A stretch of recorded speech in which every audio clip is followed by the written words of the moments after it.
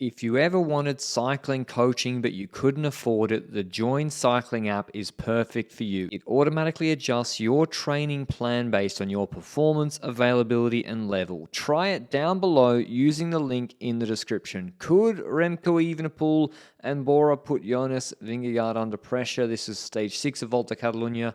Very, very hard stage. 160 Ks with 3 very difficult climbs. The Col de Predel's 40 minutes broken up into 2 parts. The last 20 minutes is averaging about 11% rampas in humanas. Then 2 12 to 15 minute climbs afterwards. Technical descents, big break fight at the start. And in the break, we have Carapaz the closest on GC. He's on 4 minutes. Visma are controlling quite tight. They were going for the stage win.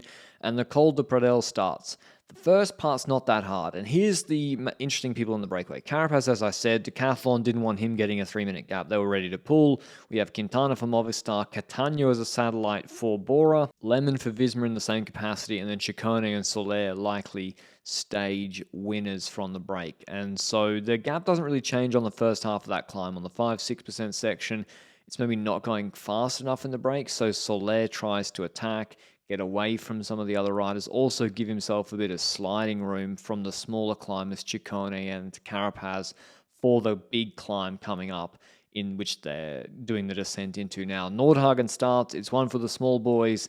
He's pacing with Vingegaard behind, then Piganzoli and Koos for Visma, Carapaz, Ciccone, and Svested Bardseng, who was really good on the steep climbs in Oman last year, whilst on Arkea, they predictably try to go across to Soler, and this group gets thin to about 15 to 20 riders by Nordhagen. You see Gol closing the gap up to Vingegaard after Koos drops the wheel. We've got some big names dropping. Almeida, Enric Mas, Piganzoli. Almeida probably suffering from the crash that he had yesterday in the last downhill. And Soler was right to get ahead because they catch up to him, the better climbers. And Kjan Uterbroeks wants to hit out. He attacked in the last K&a-half of Pradel. This was the plan from Movistar. They were probably hoping another GC top 3, top 5 hopeful would go with him. That didn't happen. We've got snow melt on the descent. Can be a little bit sketchy, but at least it's the middle afternoon. It'd probably be worse in the morning. Wouldn't want to go down that. And the break has an advantage there because Nordhagen's job's to get down that safely with Vingegaard in his pocket. Ciccone's job is to get as big a gap as possible, and they actually take 40 seconds back on that descent. But unfortunately for them, Visma just keep the pace going in the valley in between. The gap goes down to 120. And then there's a changing of the guard. Catania has been caught from the break, same as Lemon, both of Visma and Bora satellite riders. But it changes the control from Visma to Bora, who then have Hindley. They had Tuckwell for a bit. Obviously, Lipovic is their best placed GC rider, and also Remco. And very quickly, halfway into Col de Sant Isidre, Jonas Vingegaard is on his own. He's isolated, and the Red Bull riders have 4 in the group setting the pace. But he slows down Catania, and the gap goes up 15 seconds. Only attacks, and so maybe they should have paced with Hindley in that phase, and then attacks come from the group, which was the same guys attacking themselves yesterday. Lipovic, Lenny, Felix Gol, VPP, and Vingegaard just sort of following behind, letting them neutralize each other. But then, surprising to a lot of the fans, and we didn't expect this maybe, Remco starts to shred. He sets a really hard tempo at the end of this climb. So hard, in fact, this is in a line. And see some race nous here from VPP. He sprints at the top of this climb to make up positions for the descent coming. He knows already it's probably going to split, or that at least Bora are going to force it on this descent. And every rider behind Riccatello here, their race ends on this descent. And Felix Gol is definitely going to drop the wheel. So Lenny probably should have tried to take the wheel off him. And Vingegaard is trying to take the wheel of Remco off Lipovic because Bora can try to drop the wheel. And once Remco has a gap in a valley that's coming up, it's a decent valley before the last climb, you don't want to be closing that. So Lenny, he comes over the top of Gol here, who dropped the wheel.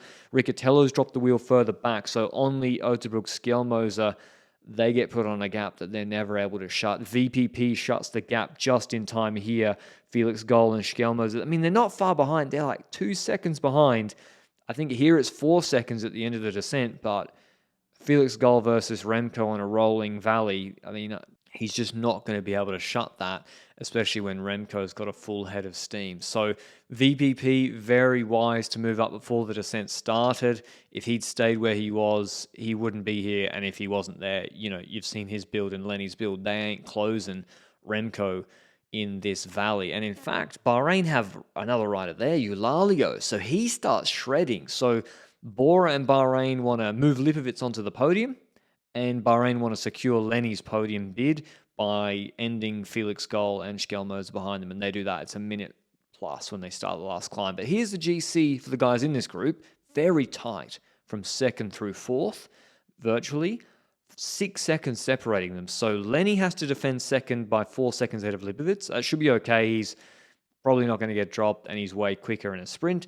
VPP, he could attack, and then that could be Lipovitz's problem, but he didn't have the legs to attack. Lipovitz actually lets the wheel of Remco go, so they do eventually try to play that card. Lenny says, not my problem. I'm defending second against Lipovitz. Not my problem. It's not like Paris as well. Lenny's looking at VPP. He's not taking the wheel of Vingegaard. He's following Lipovitz, so he's more defending second. He also said he had a flat tire, flat front wheel at the end of this. So Vingegaard accelerates.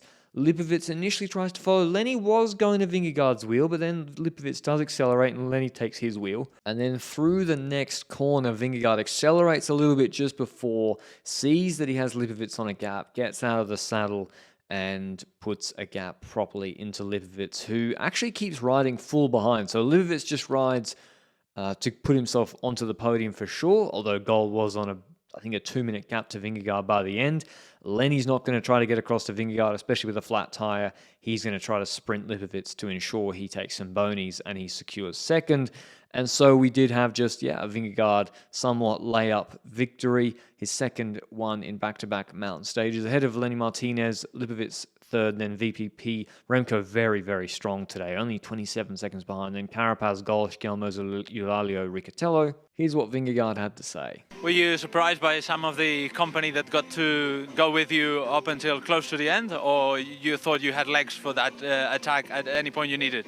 No, I still had legs for an attack, and that's what I did. And at that moment, I was able to drop the other guys from my wheel, and it was a good day. I'm happy with the win, and really, I want to thank my teammates today. They did an amazing job.